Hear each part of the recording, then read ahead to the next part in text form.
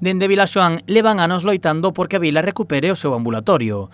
Unha loita que por momentos parecía perdida cando dende algúns medios especulaban con que o Sergas pecharía o centro para sempre.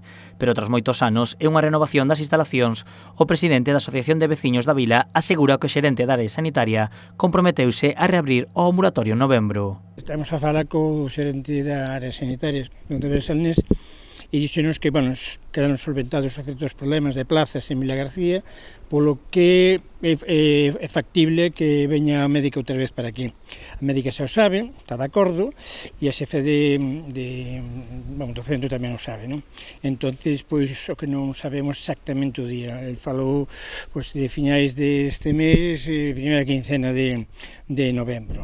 Esta información a compartiu o presidente da Asociación de Veciños na primeira asamblea ordinaria tras ser elixido.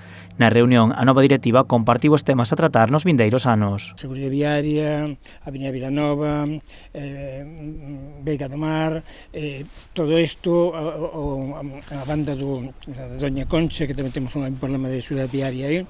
Depois todo o tema de saneamentos e pluviais que están desordenados, son de outra época e ora botan para fora. Pero entre todas as preocupacións hai unha que destaca, a recuperación da praia. Que o Concello colla o tema da praia con seriedade, se faga ca xente que poda dar ideas, o sea, xente experimentada, xente que sepa como tratar unha praia artificial, como recuperala, non? E falar do problema que está tendo. Entonces, temos tamén aí mariscadores que lle vai a influir calquer modificación que haxa na praia.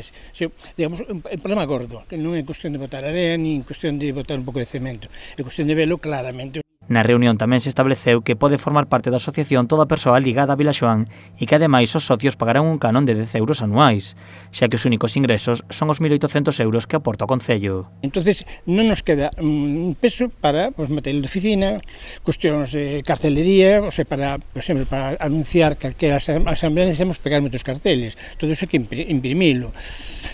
Tinta, os tóner, o sea, calquera cousa. Dende a asociación xa comezaron a reunirse cos concelleiros do goberno de Vila García.